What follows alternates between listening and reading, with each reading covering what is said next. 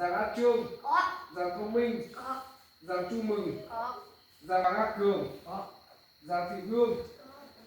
Giàng Phương Bay. Vương Phi mà Vương Phi à. Phương Bay. Phương Bay hay Vu Phi. Nhìn bé chỉ một ít chắc rồi. Giàng Vu Phi. Có. Vương Bay sẽ chơi giả cỡ. Mình cho ví dụ nói Phương Bay hoặc Vu Phi. Ok. Đó, 80 nhiều lợi sẽ thuế từ chung bê chung đấy. Sư chua. 80 nhiều chung họ. Trường ra nó trong của chung lợi. Trong của chung một cây chung lợi thôi. Chung của tròn thì chung của Một giáo một nhà đọc trà chủ mô. Giáo nó là bây giờ nhiều nhá. Bây giờ nhiều trả được nó sang thì nó xuống hết. Qua nó nhá. Bây giờ phải ta mấy cái ăn mua từ ra tới xuống không? Mấy cái nhiều trà nó rồi. Qua quy định lớp là. Bây giờ mua lầu thì ít lấy ít mua. Ta bây giờ nhiều cái lớn để mày hà mày nắm mày giữ nộp ít lên chút trầu thôi nhá. Nộp ít lên chút trầu quý lớp. Cái nó mua lo cho nhà đi chờ mày mà lo cho này nhá.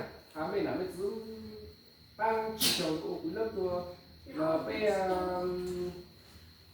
chỉ nó yếu thôi nhà to để hóa nè. Bây giờ giữ lâu là có ít lấy cua là ta bây giờ nhiều cái lớn cho cái tính tăng là do cái giáo dục nó xuất cầu em mới giống nhiều cái liền xuất cầu ha mấy cử tao nó mấy liền sẽ lo tầm gì cua để họ là để cho sang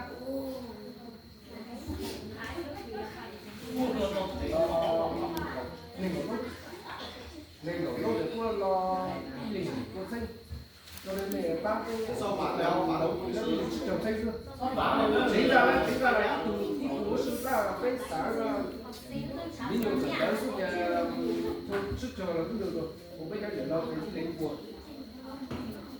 nhóc kỳ một mấy hai mấy nãy mấy xứ là nhóc kỳ trâu tu mê ngã nhát thôi nhá đi lên xuất trâu cỡ tao thế mê tu lo gì cua này mê lái con là có cây ha rồi có cây ha ở nhà ha ta bảo nhá phải cỡ đều lên lo gì cua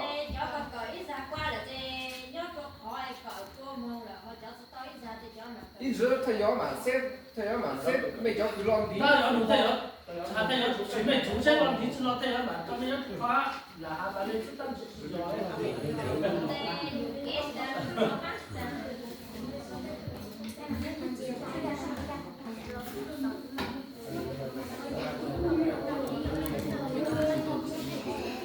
Chắc là mà nói nha, ý dạng cái từ lâu giờ nhá hà này mà để ý nha mình chắc là mình nhiều cần tới xem mà có thể là cũng có tụt support vẫn support nha bởi vì là cho tàu xong mà vẫn trong tuổi nghìn mà thì rất là chú ý nha mình cỡ im mò thôi mình cho cỡ in nu này